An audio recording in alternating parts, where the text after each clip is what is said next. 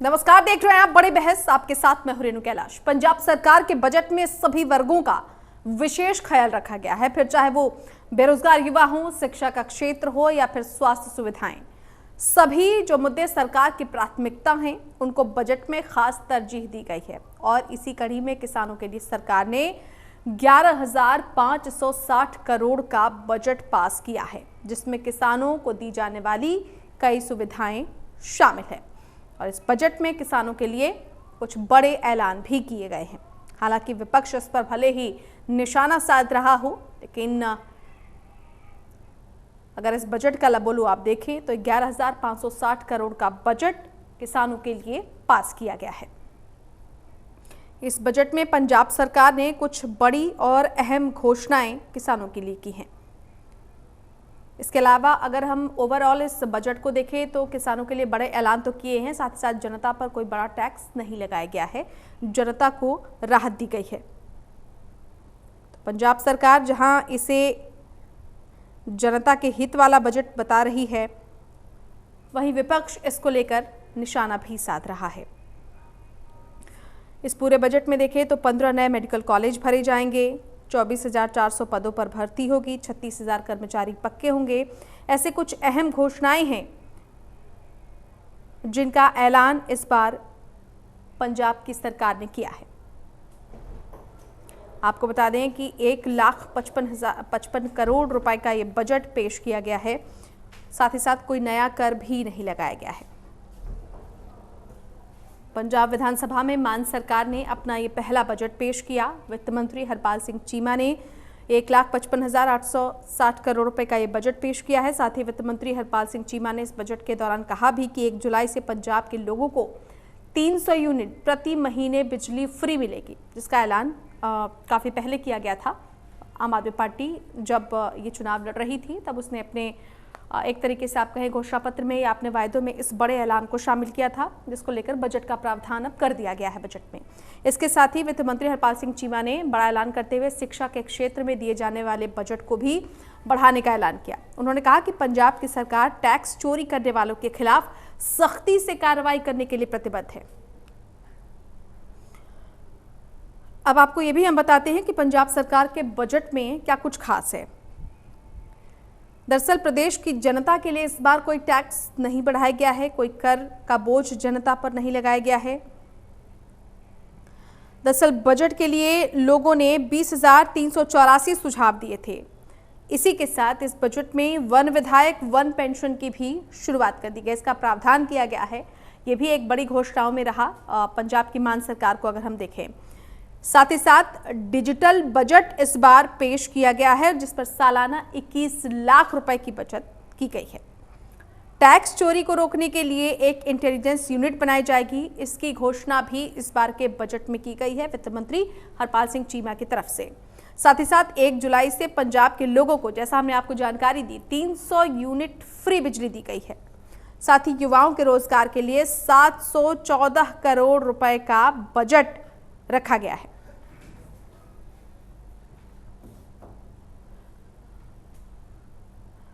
तो इस बजट में बहुत कुछ खास है। बजट में किसानों के लिए भी बड़ा ऐलान है, लेकिन क्या ये विपक्ष को रास आया है? इसी पर आज हम बड़ी बहस करेंगे, चर्चा करेंगे पंजाब के बजट की। हालांकि इसको लेकर विपक्ष भले ही निशाना साध रहा हो, लेकिन इस बजट में क्या कुछ अहम है, विपक्ष को कितना रास आया है और खुद आम आदमी पार्टी की सरकार कितनी संतुष्ट है इस बजट से, तमाम पहलुओं पर चर्चा करेंगे। 3 खास मेहमान हमारे साथ, आम आदमी पार्टी से रमन चांदी, कांग्रेस से अर्शप्रीत खड़ियाल और विश्लेषक के तौर पर प्रमोद छाबड़ा जी हमारे साथ जुड़ गए हैं। तीनों खास मेहमानों का बहुत बहुत स्वागत है। सर, आवाज मिल रही है? प्रमोद छाबड़ा जी, अब तक मेरी आवाज पहुंच रही है? बिल्कुल बिल्कुल बिल्कुल मिल रही है जी। सर, सबसे पहले तो इस बजट का विश्लेषण आप कीजिए एक विश्लेषक के तौर पर, कैसा है ये बजट? दिल बहलाने को गालिब ये ख्वाब अच्छा है, वो एक शेर है ना। तो ख्याल अच्छा है। एक्चुअली क्या है कि बजट तो इन्होंने जो अपने पेश किया है, सभी वर्गों को खुश करने की कोशिश इसमें की है, लेकिन सोर्सेज क्या है इसके बारे में कुछ क्लियर नहीं किया गया। कहां से आएगा पैसा उसके बारे में क्लियर नहीं किया गया। और बजट के अंदर बहुत सारे प्रावधान किए गए हैं, कुछ पक्के कर्मचारी करने के किए गए हैं, कुछ नए कर्मचारी अपॉइंट करने के बारे में किए गए। वही बारी सारी बातें कि आज पंजाब की स्थिति कुछ ऐसी हो चुकी है कि इसके अंदर क्या है कि तनख्वाह जो सैलरीज हैं वो भी थोड़ी सी पंजाब को देने के अंदर ना बड़ी कठिनाई पेश है। रीजन ये कि छठा पे कमीशन जब से लागू हुआ है, हालांकि उसको हम ये नहीं कह सकते कि पूरा एकदम सही तरीके से लागू हुआ है, उसके अंदर भी काफी चीजें पिछली सरकार ने छोड़ दी हैं जो इस सरकार से लोगों ने उम्मीदें लगाई थी और इन्होंने कहा भी था कि हम लोग इसके बारे में सारा कुछ ना कुछ करेंगे। तो वो भी चीजें सामने खड़ी हैं। महिलाओं के बारे में जो इन्होंने घोषणाएं की हुई वो भी सामने कि सारी चीज ये है कि इसके अंदर अभी तक ये बजट जो पेश किया जाता है, तो बजट पेश किया जाता है हम इतनी चीजों के ऊपर खर्च करेंगे, जैसे इन्होंने मेडिकल कॉलेज के ऊपर, आईटी सेक्टर के ऊपर, इंजीनियरिंग के ऊपर, टेक्निक के ऊपर, इन सारी चीजों के अंदर घोषणाएं बहुत अच्छी हैं, सब कुछ अच्छा है, उसके अंदर कोई दिक्कत वाली बात नहीं है। जो पैसा इन्होंने बताया है इतना इतना इस विभाग को दिया जाएगा वो भी अच्छा है, लेकिन वो पैसा कहां से आएगा और कैसे लगाया जाएगा इसके अंदर शायद कुछ चीजें ये क्लियर नहीं की गई हैं। तो वो अगर सारी ये क्लियर हो पाती और सारी चीजें जो ठीक है। रमन चांदी जी, दिल बहलाने को गालिब ख्याल अच्छा है, कुछ इस तरह का बजट नजर आ रहा है आपकी सरकार का, क्या कहेंगे, क्या प्रतिक्रिया देंगे इस पर?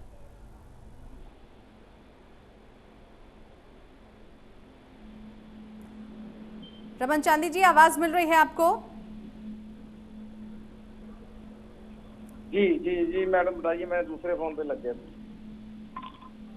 जी रमन चांदी जी, आपको आवाज मिल रही है? दरअसल मेरा सवाल यही था, जैसे कि प्रमोद जी कह रहे हैं कि दिल बहलाने को गालिब ख्याल अच्छा है, कुछ इस तरह की आपकी सरकार का ये बजट है, आपकी प्रतिक्रिया? देखिए मैम, जैसे प्रमोद छावड़ा जी ने अभी बताया है कि दिल बहलाने के लिए गालिब ख्वाब अच्छा है, ये तो बात शेर व शायरी की है, कहने की है और कुछ नहीं है।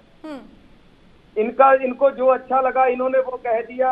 बजट में देखिए, ओपोजिशन की जो पार्टीज होती हैं, चाहे वो किसी भी स्टेट की हो, चाहे वो हमारे देश की हो, तो उन्होंने आज तक इतिहास रहा है, कभी किसी की सरकार को दूसरी ओपोजिशन ने कभी सराहा ही नहीं होता है। ये तो मौजूदा सरकार ने देखना होता है कि कैसे ये काम किया जाएगा और कैसे हमारे सूबे को, हमारी स्टेट को चलाया जाएगा। देखिए, ये जो खेती बाड़ी का सिस्टम है, मुझे जो आज आपने बताया कि ये जो डिबेट है सिर्फ खेती बाड़ी पर आधारित है, तो मैं उसी पर बात करना चाहूंगा कि हमारा जो पंजाब का जो खेती बाड़ी सूबा है उसी पर आधारित हमारे पंजाब के किसान हैं, तो उसको भी देखिए देखना पड़ेगा कि कैसे हमारे पंजाब की खेती बाड़ी सिस्टम एक ऐसे चौराहे पर आज रुकी हुई है कि उसको एक लाइन पर लगाना, हमारे किसानों को अच्छे तरीके से उस खेती बाड़ी को, जहां से हमारा पानी है, जो सबसे बड़ा मुद्दा पंजाब का है कि पंजाब के जो जमीन के नीचे का पानी है बहुत नीचे जा चुका है, उसको कैसे रोकना है।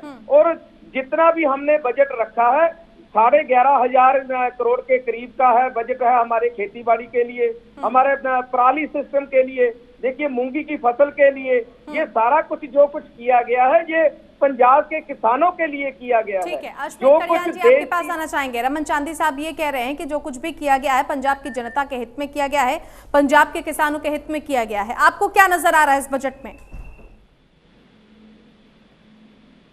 जी, मुझे सुन पा रहे हैं आप? जी देखिए, जहां तक किसानों की बात है, एक्सपर्ट्स की बात है, उन्होंने इस बजट को, जो एग्रीकल्चर को इन्होंने एलोकेट किया, इसको एक टर्म दी है और उस टर्म का नाम है होपलेस बजट, कि इसमें कोई होप नहीं है। अब देखिए, आम आदमी पार्टी कहती है कि हम पंजाब की डिजर्टिफिकेशन होने से रोकेंगे, मतलब कि रेगिस्तान में तब्दील ना हो जाए, पानी ड्राई ना हो जाए, खत्म ना हो जाए, इससे रोकना बड़ा जरूरी है। और ये सबको पता है कि इसका हल है डाइवर्सिफिकेशन, और डाइवर्सिफिकेशन के लिए आम आदमी पार्टी ने कुछ भी नहीं दिया। अदरवाइज ये बातें बड़ी बड़ी करेंगे कि जी डाइवर्सिफिकेशन किया करो, ग्राउंड वाटर बचेगा जी, ये होगा जी, वो होगा जी, लेकिन जब इम्प्लीमेंटेशन की बात आती है तो आम आदमी पार्टी मुंह फेर लेती है और इग्नोर कर देती है उस चीज को, क्योंकि आम आदमी पार्टी की नीयत में नहीं है कि हमने पंजाब के किसानों की मदद करनी है, उनके समस्याओं का समाधान निकालना है। तीसरी बात, जो मैडम किसान हैं वो कह रहे हैं हमें कोई बजट नहीं दिया ऑल्टरनेटिव के लिए। जो ऑल्टरनेटिव क्रॉप्स होते हैं, फॉर एग्जांपल पैडी का जो ऑल्टरनेटिव है, मेज है, बासमती है, खरीफ सीजन में पल्सेस होते हैं, तो ऑल्टरनेटिव क्रॉप्स के लिए भी कोई बजट एलोकेशन इन्होंने की। और मुझे बड़ी हैरानगी होती है जब ये कहते हैं, चांदी साहब कहते हैं हमने बहुत पैसे दे दिए, 11,000 समथिंग दे दिया। वो सिर्फ और सिर्फ 7.4% है बजट का, 7.4%। और पंजाब एक अग्रेरियन स्टेट है। तो आम आदमी पार्टी को मैं तो बस एक ही चीज पूछना चाहता हूँ कि कल मनीष सिसोदिया साहब गैलरी में बैठे थे, घर बैठ के टीवी पे भी देख सकते थे, सोशल मीडिया पे देख सकते थे, लेकिन वहां क्या इसलिए बैठे थे क्योंकि उनका कोई कंट्रीब्यूशन है? मुझे चीज का जवाब भी जब इनका टाइम आएगा। या फिर दिल्ली ने ही पूरा बजट बनाया है, या उनका एक पार्शियल कंट्रीब्यूशन है? इस चीज का जवाब दे। और वहां पे क्यों बैठे थे अपना कामकाज छोड़ के? दिल्ली के डिप्टी सीएम पंजाब की विधानसभा में पंजाब के बजट के टाइम पे वहां क्यों बैठे थे? और तीसरा कि आम आदमी पार्टी हमें एक चीज बताई, कहते हैं हम नया पंजाब बनाएंगे इस बजट की वजह से, केजरीवाल साहब का बयान है। तो मैडम जो 3 महीनों में इन्होंने पंजाब की दुर्दशा कर दी है, पंजाब के हालात बिगाड़ दिए, चाहे लॉ एंड ऑर्डर हो, चाहे ना विकास करना हो, चाहे कत्लेआम हो रहे हो, गुर्बत हो, अनएम्प्लॉयमेंट हो, गैंगस्टरिज्म हो, इतना बुरा हाल कर दिया। हम तो कहते हैं पुराना पंजाब हमें वापस कर दो, हमें आपका नया पंजाब नहीं चाहिए। और जहां तक ना मैडम, रमन चांदी साहब, मेरा लास्ट पॉइंट है जी। रमन चांदी जी जवाब दीजिए। जो दिल्ली की इंटरफेरेंस है वो हमें कभी मंजूर नहीं होगी, क्योंकि एक किश्ती, एक बड़े जहाज, समुद्री जहाज को नहीं खींचती होती, एक जहाज, बड़ा समुद्री जहाज एक कश्ती को खींच सकता है। तो दिल्ली हमें क्या बताएगा कि एग्रीकल्चर में आपको क्या करना चाहिए? ठीक है रमन चांदी जी जवाब दीजिए। बजट दिल्ली में बैठकर तैयार किया गया है, 4.4% दिया गया है एक ऐसे स्टेट को आप जो कि कृषि में हमेशा से नंबर 1 रहा है। कई तरह के आरोप हैं। देखिए, सबसे पहले तो मैं रेणु जी खडियाल साहब को ये बता देना चाहता हूं कि हमारे अरविंद केजरीवाल जी दिल्ली के मुख्यमंत्री के अलावा हमारे कौमी कन्वीनर भी हैं। और डिप्टी सीएम अगर पंजाब के बजट का या पंजाब का सेशन वहां विधानसभा की गैलरी में आकर बैठकर देखते हैं, तो इसका मतलब ये नहीं हो जाता। और अनेकों लीडर, आपको मैं याद दिला देता हूं, जब आपके कांग्रेस के चरणजीत चन्नी जी को विरोधी धिर का नेता बनाया गया था, तो उस समय दिल्ली के कितने लीडर पंजाब की विधानसभा में भेजे गए थे उनको रिक्रूट करने के लिए कि कैसे उनको ध्यान में रखा जाए, क्या वो बोलते हैं, क्या वो कामयाब होते हैं या नहीं। ये नहीं, इसका तुलना ऐसे नहीं करनी चाहिए कभी भी कि अगर कोई सीनियर लीडर या पार्टी का कोई सीनियर लीडर वहां आता है तो वहां उनकी डायरेक्शन में सारा कुछ चलता है। हाँ, हाई कमांड के तौर पर देखिए, पार्टी है सूबे की, हाई कमांड के तौर पर हाई कमांड हमारी ये नेशनल पार्टी है, दिल्ली में बैठी है, तो वो तो आएंगे भी और हम वहां जाएंगे भी। ये तुलना नहीं होनी चाहिए कि वहां से तार हिलती। प्रमोद जी आपके पास आना चाहूंगी। आपने दोनों ही पक्षों की बात सुनी। रमन चांदी जी ये कह रहे हैं कि जिस तरह का बजट हमने दिया है बहुत अच्छा बजट है। अर्शप्रीत खड़ियाल ये कह रहे हैं कि बजट का महज कुछ हिस्सा, कुछ प्रतिशत एक ऐसे स्टेट को दिया गया है जो कि कृषि प्रधान प्रदेश है।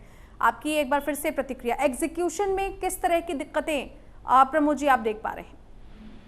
नहीं, देखिए, इसके अंदर अगर किसानों की बात हम करें तो किसानों के लिए किसान जो है बहुत बड़ा कर्जे के साथ, जैसे पंजाब कर्जे के साथ जूझ रहा है, वैसे किसान भी कर्जे के साथ जुड़ रहा है। और इस चुनावों से पहले ये सब बातें की गई थी कि इन सब चीजों से किसानों को मुक्ति दिलाई जाएगी, नई दिशाएं दी जाएंगी। ये ठीक है, फसलों की जो बदलीकरण करना है, तब्दीली करना है, ये एक अच्छा पॉइंट है। मूंगी लगाना, या जैसे अभी इन्होंने 1500 रुपए की वो घोषणा की है कि अगर वो सीधी बिजाई धान की करते हैं तो उसके अंदर 1500 रुपए की, तो लेकिन ये सफिशिएंट नहीं है। इसके अंदर क्या है कि अगर हरियाणा को देखो आप, तो हरियाणा के अंदर 4000 रुपए दिए जाते हैं। और किसानों के अंदर वाटर, जैसे जो भाई साहब रमन जी कह रहे थे कि वाटर की जो ग्राउंड लेवल नीचे जा रहा है, तो उसके लिए सरकार ने अभी तक कोई अपनी पॉलिसी नहीं की। हालांकि मैंने इसके बारे में 1-2 बार जब ये जमीनों का जो कब्जे थे वो ले रहे थे कुलदीप धालीवाल जी अपने डिपार्टमेंट के थ्रू।